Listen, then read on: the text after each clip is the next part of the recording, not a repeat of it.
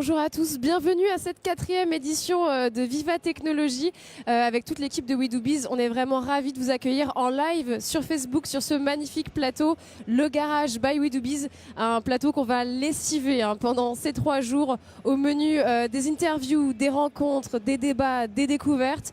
Et ce que je vous propose en fait, c'est de commencer tout de suite. On va parler d'un sujet qui est vraiment d'actualité, Green Tech et de tous les enjeux qui entourent ce secteur avec mon co-animateur. Bonjour. Bonjour Stéphane Havert, vous êtes le président d'Accius. Alors tout à l'heure j'ai essayé de réexpliquer ce qu'était Accius. C'est une société en fait qui met en place des standards technologiques pour promouvoir la mobilité verte. Est-ce que j'ai raison? Est-ce que je présente bien? C'est ça, on peut le dire comme ça. C'est une compagnie qui existe depuis 15 ans et qui développe et qui innove bien sûr dans les green tech. À l'époque on n'appelait pas ça des green tech.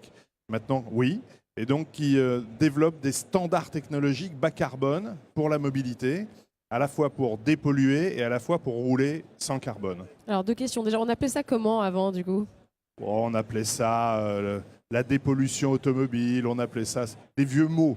Voilà. Et concrètement, en fait, ce que vous faites, pour expliquer un peu mieux, en fait, c'est des cartouches d'hydrogène, je crois. C'est ça? Alors c'est notre dernier standard qui s'appelle Storage, qui est un standard pour stocker de l'hydrogène et avoir finalement une réserve d'énergie dans le véhicule pour faire avancer votre véhicule, une trottinette, un vélo, un scooter, une petite voiture.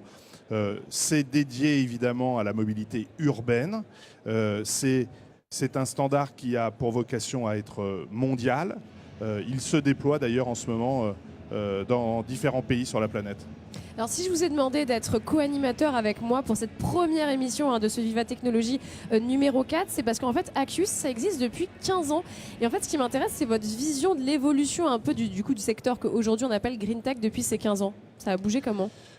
Ça a d'abord bougé par nécessité. C'est-à-dire que la Green Tech s'est imposée avec beaucoup de difficultés, parce que beaucoup de barrages à l'entrée. Et puis, ça s'est imposé parce que la transition énergétique, la transition environnementale et écologique dans laquelle nous sommes est irréversible et surtout définitivement nécessaire parce qu'on est face à un enjeu de l'humanité. Et donc, les Green Tech se sont imposés comme l'évidence de ce qui allait être le propulseur, le moteur d'une transition sociétale qui est extrêmement profonde aujourd'hui. Et aujourd'hui, justement, on voit les projets qui se multiplient. On va avoir justement plein d'exemples aujourd'hui. Est-ce que vous pensez que c'est une bonne chose, justement, cet afflux en fait, d'innovation? Oui, alors, oui, c'est une bonne chose, bien sûr. Parce que l'innovation, ça veut dire en amont de la formation, ça veut dire des débouchés, ça veut dire des développements, notamment pour les pays émergents, et donc la possibilité de trouver des relais de croissance par rapport à une économie conservatrice, ancienne, du 19e et du 20e siècle, une économie du 21e siècle qui s'articule autour de toute une série de nébuleuses d'innovation. Et Vivatech, c'est ça, c'est un volcan d'innovation, c'est un lieu où on vient concentrer les talents pour permettre de favoriser ces leviers de croissance dont nos économies, dont nos pays, dont nos populations dans le monde ont absolument besoin. C'est peut-être ça en fait qu'il faut retenir, c'est qu'en fait la Green Tech elle est de plus en plus rationnelle, liée à l'économie pour essayer d'avoir une vraie rentabilité en fait. Oui, on a oublié parce que c'était il y a longtemps, mais il y a 150 ans quand on a commencé avec le pétrole, la même question se posait. La question de la rentabilité. Alors pas de la même manière, on n'était pas aussi sophistiqué dans la construction des modèles économiques, mais les Green Tech rencontrent leur modèle économique, elles rencontrent leur modèle social aussi, elles transforment vraiment la société, malgré encore une fois toutes les résistances des conservatismes, des vieilles économies, des vieilles industries qui ne favorisent pas ou qui n'ont pas aidé pour que ces Green Tech émergent, mais maintenant je crois que le mouvement est irréversible. Mais justement, je vous arrête là parce qu'on va en parler justement de toutes ces résistances avec nos invités. Alors, qui est-ce qui est prêt à se lancer pour notre exercice? Parce qu'en fait, ça va commencer par le fameux Pictionary. Alors, j'ai un candidat. Bonjour, est-ce que tu peux prendre un micro, du coup? Laurent. Bonjour. Laurent Eskenazi, bonjour. Je te propose tout de suite de pitcher ton projet. Ok, allez, en dessin. Et avec Stéphane, on va essayer de deviner ce que tu fais. Et avec bien sûr tous les gens qui sont autour du plateau. Hein. Je vais essayer de bien m'appliquer et de faire quelque chose de compréhensible et joli. Pour commencer, je commencerai par quelque chose comme ça. Ça, c'est facile. Ça, c'est voilà. La planète. Voilà, c'est la planète. D'accord. Effectivement. Le deuxième truc que je ferai quelque chose comme ça. Allez, je vais faire un personnage et le personnage, il tient un truc là.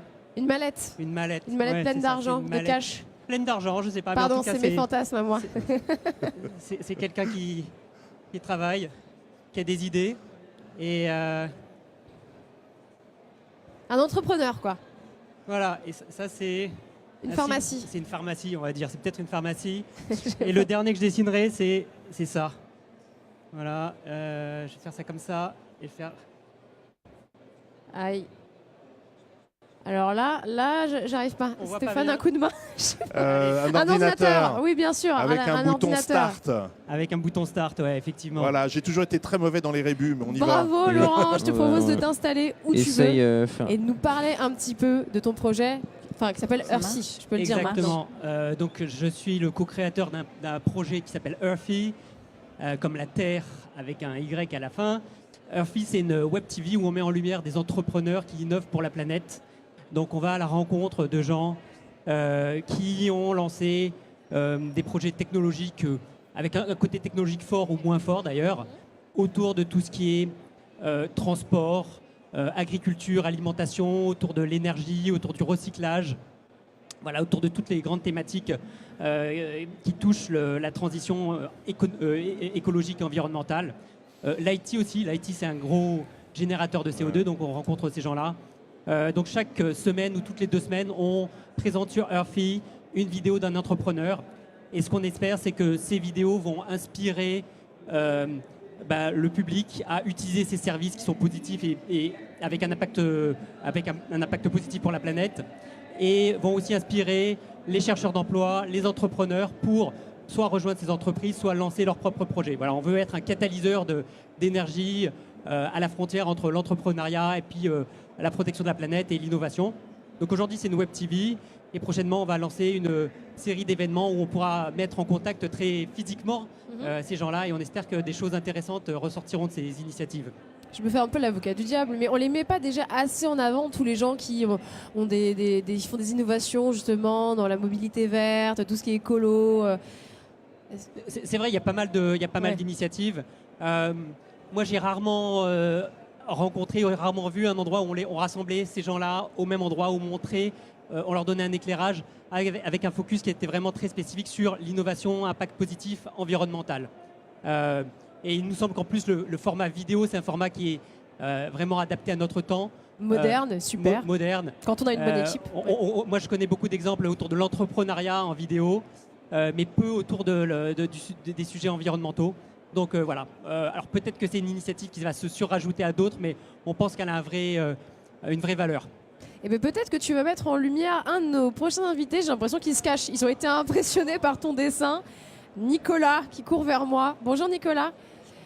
Bah, tu peux commencer par le dessin tout de suite. Il ne faut pas essayer d'esquiver. Tu as le tampon juste là pour effacer l'œuvre d'art.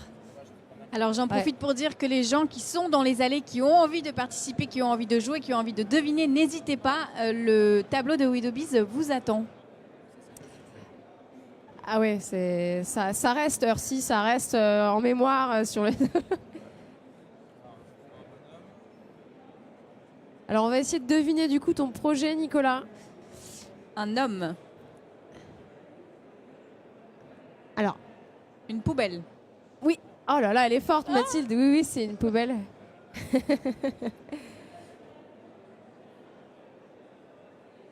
Voilà. C'est lié au tri des déchets peut-être? Ouais. Recyclage.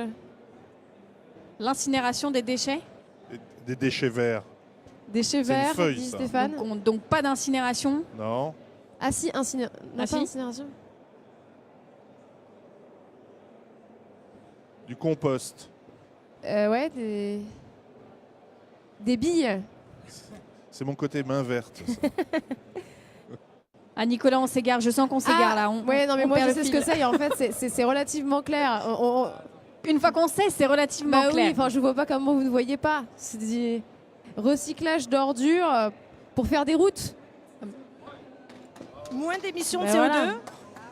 Bravo, Ouais. bravo, bravo. Nicolas, non, je ne le savais pas du tout, je les découvre maintenant. C'est toi, Nicolas. Et parle-nous, ouais, ça fonctionne normalement. Tu parles, Allô. ouais, on t'entend. Parle-nous donc de Néolith. Ouais, donc Néolith, c'est une start-up qui. Parle bien dans le micro, hein, s'il te plaît. Néolith, c'est une start-up qui Super. propose d'arrêter l'incinération et l'enfouissement des déchets ménagers, donc tous les déchets des personnes au quotidien, pour en faire ces granulats. Donc ça, on appelle ça l'anthropocyte. Donc c'est le Alors premier, montre-nous bien, du coup, c'est je sais pas où je peux le montrer. une petite boule de calcaire, on dirait. Donc c'est un vrai caillou. Ça ressemble Ça- à du caillou. D'accord. Et donc ça peut être utilisé dans les routes pour faire les sous-couches routières ou pour faire après dans les bétons comme un vrai caillou. L'intérêt de ça, c'est qu'on arrête l'incinération. Et l'incinération, c'est quand même extrêmement polluant. Ça représente, à l'échelle de la France, ça peut représenter jusqu'à 6% des émissions de CO2 françaises. Et donc nous, on réduit, avec notre procédé, on réduit de 80% les émissions de CO2 liées normalement à l'incinération. Donc imaginez que si on met notre procédé à l'échelle française, on va réduire de 5% les émissions de CO2 françaises. Donc c'est quand même assez important, je trouve. Donc voilà, nous c'est ce qu'on fait. Donc avec des déchets ménagers, en fait, tu veux faire des routes à terme. Je crois savoir en fait que ce projet, c'est né, c'est une histoire familiale en fait. Ouais, c'est ça. Alors à la base, c'est mon père qui a inventé la techno. Et, Merci papa. Ouais, c'est ça. Il est assez malin dans ce qu'il fait. C'est pas un grand chercheur, mais c'est plutôt un mec du BTP et du terrain. C'est un maçon à la base. Un trouveur. Et en gros, lui, il sait bien formuler des bétons. Et donc, en fait, c'est le cœur de notre technologie là-dedans. Et donc, avec mon frère et mon père, donc, on a lancé l'entreprise. Et donc, on a été rejoint par un 4e associé là, il y a 1 an de ça maintenant. Bah, bravo à toi. Je te propose d'accueillir tout de suite notre avant-dernier contestant. Frédéric, non? Bah oui. Tu vas pas y échapper. Alors, on a Frédéric qui va nous présenter son projet. Ça s'efface pas très bien. Oh, tu l'auras juste après, là, on va commencer par un petit dessin. Et je vous propose à tous de découvrir. Parce que moi, je sais déjà.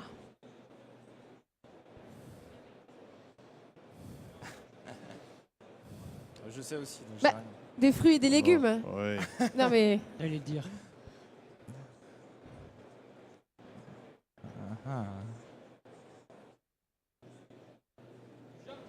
Une appli.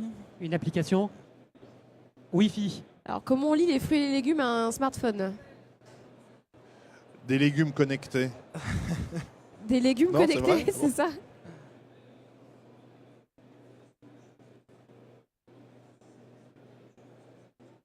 Des gens.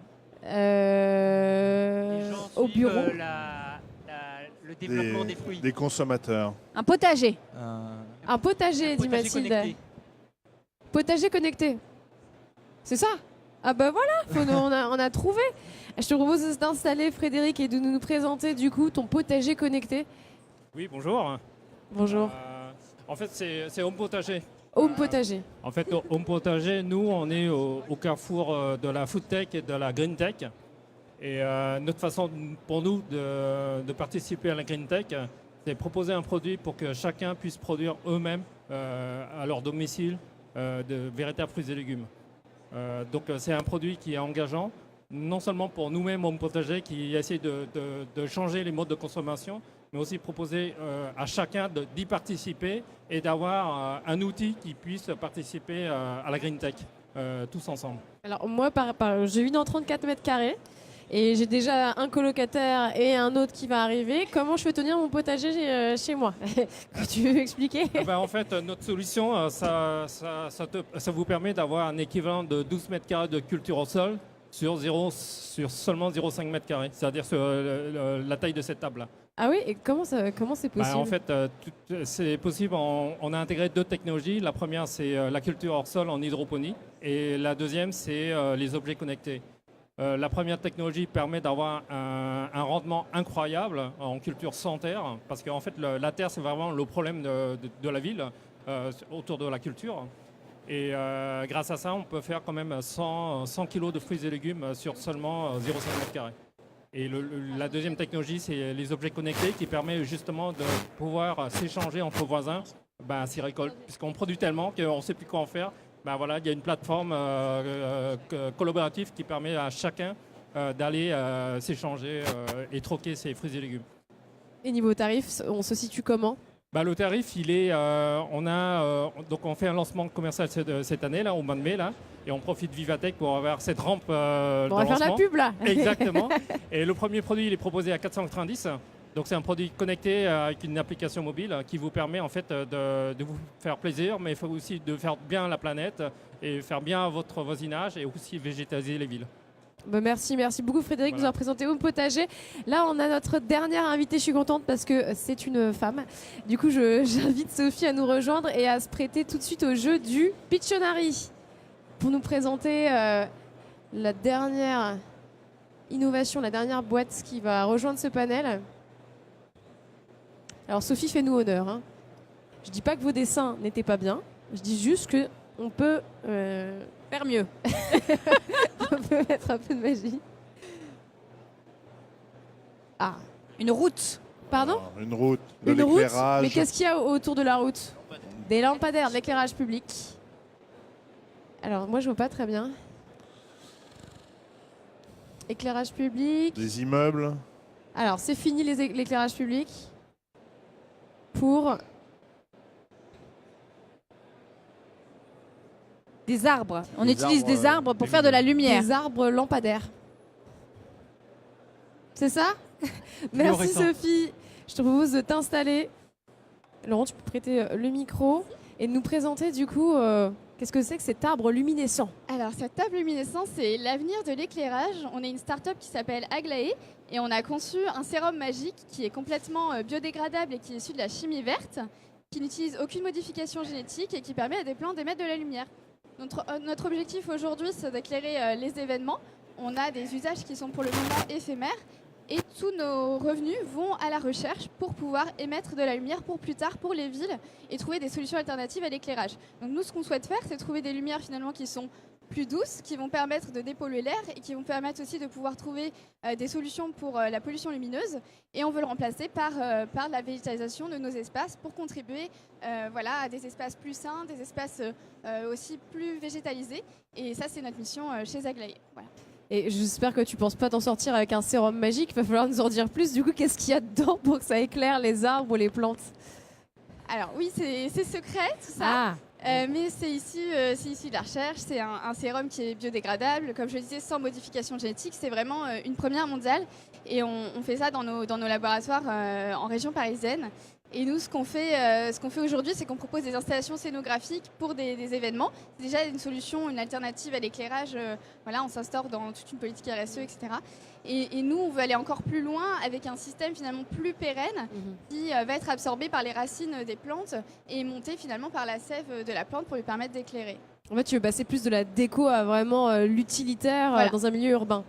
Voilà, c'est ça. On veut trouver une alternative. On veut éviter d'avoir à utiliser des éclairages qui sont électriques ou 100% électriques pour trouver des sources de lumière qui sont végétales. Donc pour l'instant, on a mené des premières expérimentations dans une ville moyenne, à côté de Melun, où on a remplacé un ancien trottoir par un terrain battu avec un parterre de fleurs et on a éteint les lampadaires pour les remplacer par des solutions plus douces et aussi plus agréables finalement à vivre pour les habitants. Il faut pas tondre la pelouse dans la nuit, sinon il n'y a plus de lumière dans la rue. Du coup, Alors là, c'était des parterres de fleurs et de plantes vertes.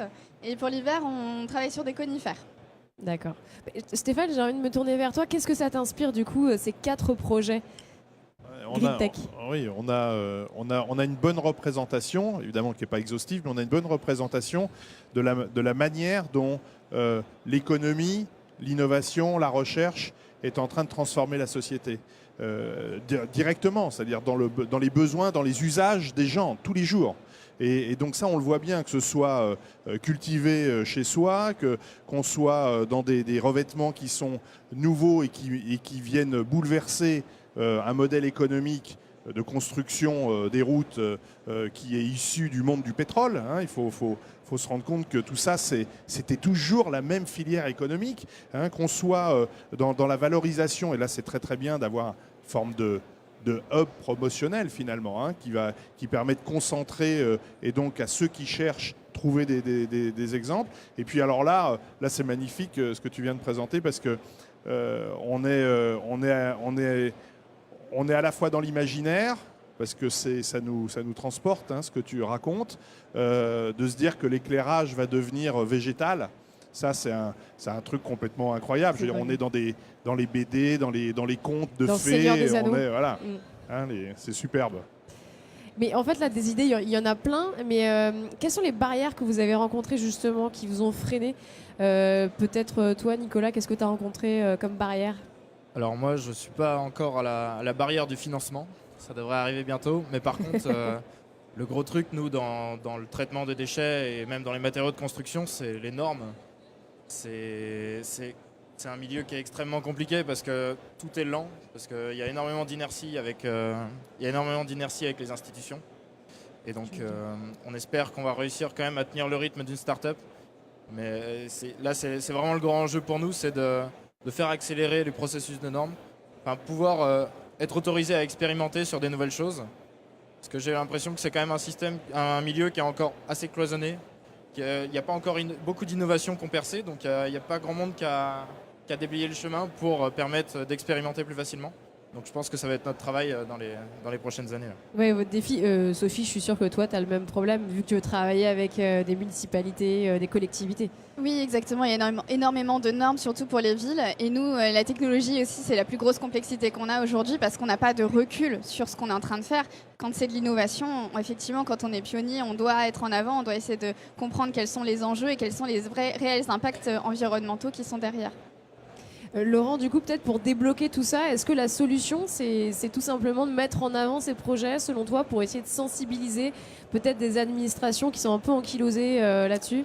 C'est la question qu'on se pose et on fait un test grandeur nature. Donc effectivement, nous, on essaie de mettre en avant ces projets qui sont déjà exposés par ailleurs, mais on essaye de leur donner un petit peu plus d'exposition.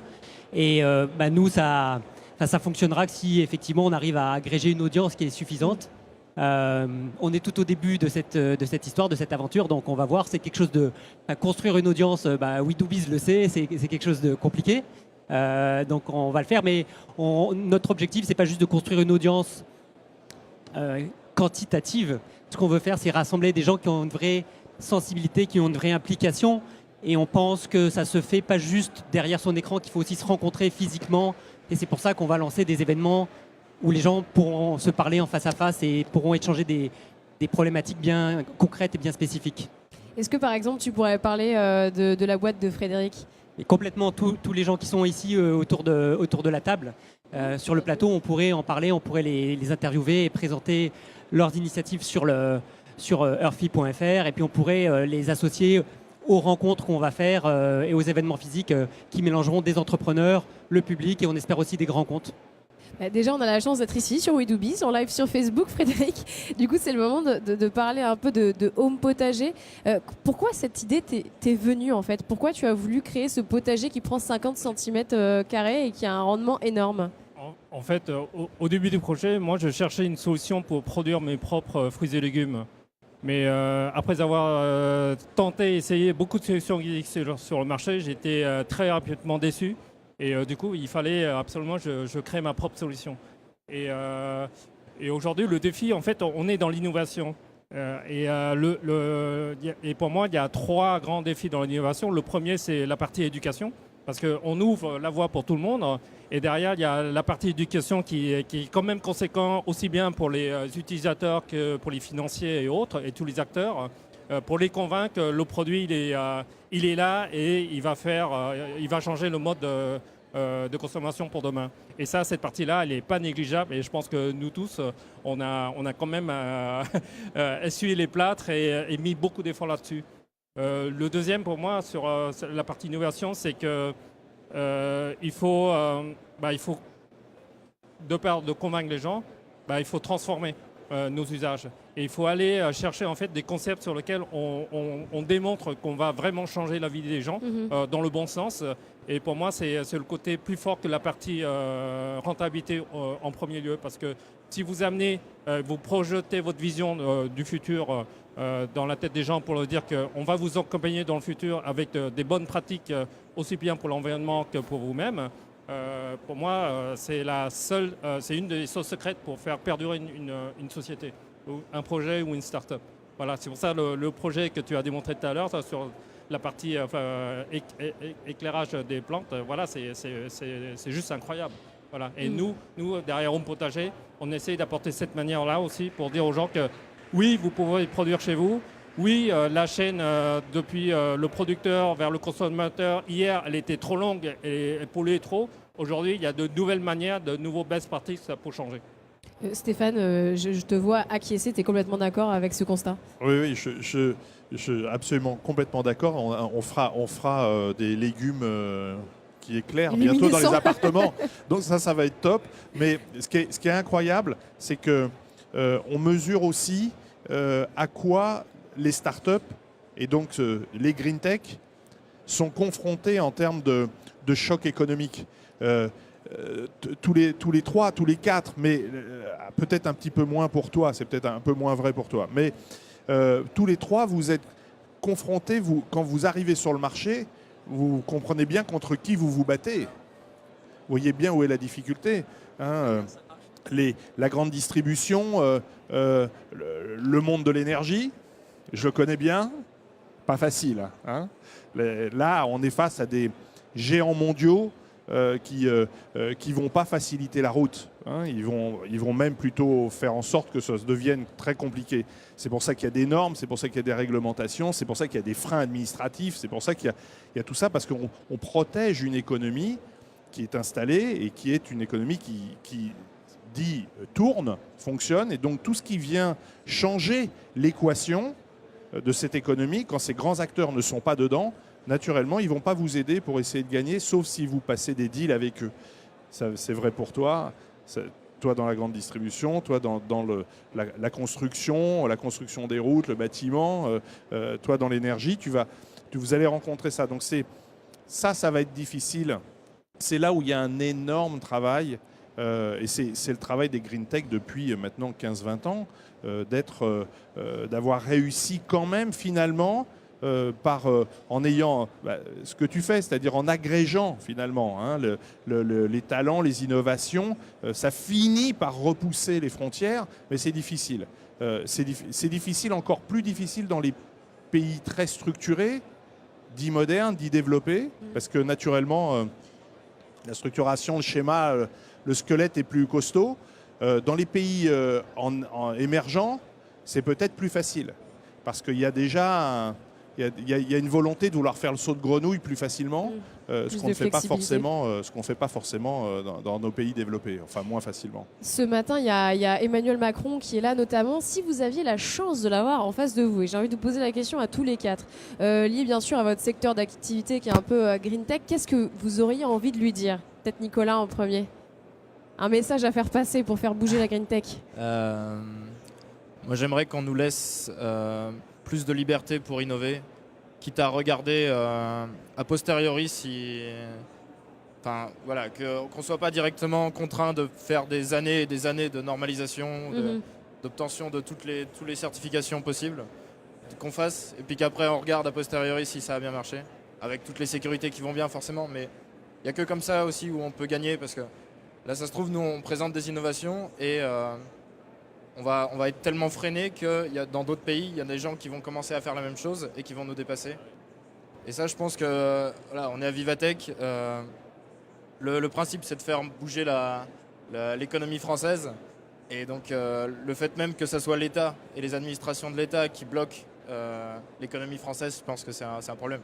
Et ça, du coup, s'il y a un message à Emmanuel Macron, ça serait essayer d'aider là-dessus. Il y a des initiatives qui se font, mais je pense que c'est pas assez fort encore. Frédéric, même question. Un mot à Emmanuel Macron. Moi, c'est simple. Je vais terminer une phrase qu'il n'a pas finie. C'est Make the planet great again now. Maintenant, quoi. Sophie, pareil. Pareil, et je dirais aussi mettre de l'argent dans la recherche parce que c'est les fonds aussi qui nous font avancer. Si on pouvait être parrainé par l'État, ça nous aiderait aussi à aller plus vite en tant que start-up. On est des petites structures, on a besoin d'être épaulés, d'être aidés. Et si le président pouvait nous aider à aller plus vite et dans notre sens, ça irait beaucoup plus vite pour la recherche. Emmanuel Macron nous regarde tout le temps, donc il va t'entendre. Dernier mot pour Earthy, peut-être. Je pense que je pourrais pas dire beaucoup mieux que Frédéric. Moi, je pense, ce que je perçois, c'est qu'il y a des vraies frictions entre une démarche écologique et environnementale et puis des démarches industrielles. Pour moi, mon sentiment, c'est qu'on a peu de temps pour transformer notre mode de fonctionnement et qu'il faut vraiment que la réflexion environnementale soit basique, en fait, qu'elle soit systématique et qu'elle soit pas de deuxième plan, de second plan. Il faut vraiment qu'elle soit prise en compte en premier plan. Voilà. Le message est passé, je crois. Stéphane, j'ai envie de te donner le mot de la fin avant qu'on ouvre le tableau aux startups qui ont envie de pitcher. Et qu'est-ce que tu as envie de dire pour conclure en fait cette table ronde un peu sur la green tech? Qu'est-ce que tu as retenu? Alors, ce que je retiens, c'est que on est dans un processus qui vient impacter toutes les couches, toutes les épaisseurs de la société. Et ce qui n'était pas forcément vrai au XXe siècle, le monde de l'innovation, le monde de la recherche était assez fermé, très orienté vers les grandes sociétés et assez peu finalement vers la société. Donc ça change complètement la manière de regarder le monde. D'ailleurs, c'est la multiplication des petites startups. Et quand je dis petites, c'est pas du tout péjoratif. C'est parce que quand elles ont cette taille-là, elles ont l'agilité, elles ont la capacité à avoir un niveau de créativité et donc de challenge beaucoup plus fort que ce que pourraient avoir des grosses organisations. Donc ça je pense que c'est... Et Vivatech, ça le représente bien de ce point de vue-là. Hein. Mais ce qui se passe ici, ça se passe aussi ailleurs. Donc dans la manière de promouvoir, dans la manière d'aider, on disait dire un mot au président de la République, c'est pas que l'État, c'est pas que l'administration qui peut faire les choses. Le bridge, il va pas juste se faire parce qu'on met de l'argent public dans la recherche.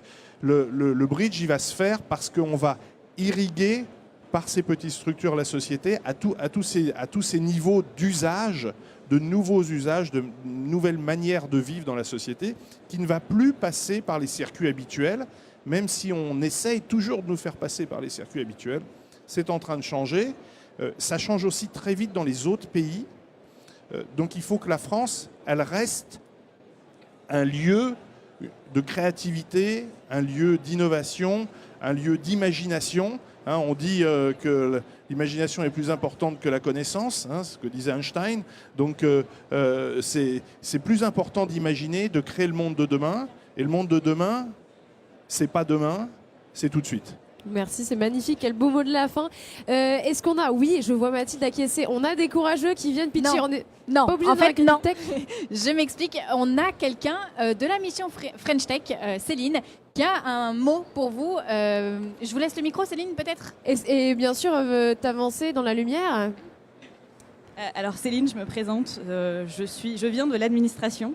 Donc la mission French Tech, pour ceux qui ne connaissent pas, c'est une mission au sein du ministère de l'économie. Et notre job, c'est de promouvoir l'écosystème des startups.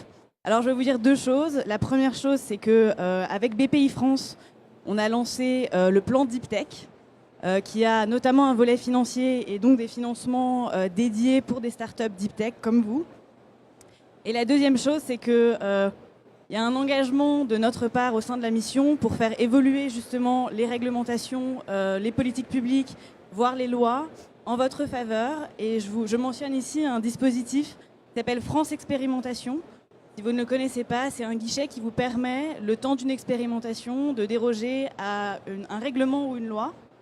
Donc voilà, on est conscient au sein de l'État que vous innovez vite et que vous avez besoin que l'État ne vous bloque pas. On en est conscient, on fait de notre mieux pour que les choses avancent. Voilà, vos différentes interventions m'ont donné envie à un moment de dire qu'on en est conscient et voilà, qu'on fait de notre mieux. Merci beaucoup, mais c'est génial, c'est ça Vivatech. On a des questions, une réponse directement du gouvernement. C'est presque Emmanuel Macron qui vient nous répondre. Est-ce que quelqu'un a envie de peut-être lui répondre ou vous êtes tout le monde est satisfait? Frédéric? Non, c'est pour compléter ce que tu as dit. En fait, Vivatech, c'est génial. Aujourd'hui, ça se passe pendant 3 jours, mais Vivatech, ça se vit toute l'année chez soi aussi.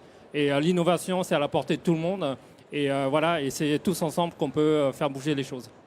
Merci beaucoup. Non, mais je pense que ce sera le mot de la fin.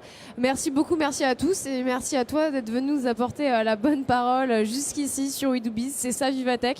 Je vous propose de rester avec nous. On est en live sur Facebook toute la journée, même des fois sur LinkedIn Live en exclu. Usain Bolt, Emmanuel Macron, Justin Trudeau. Voilà, on va essayer de tout vous faire vivre aujourd'hui. Donc restez avec nous.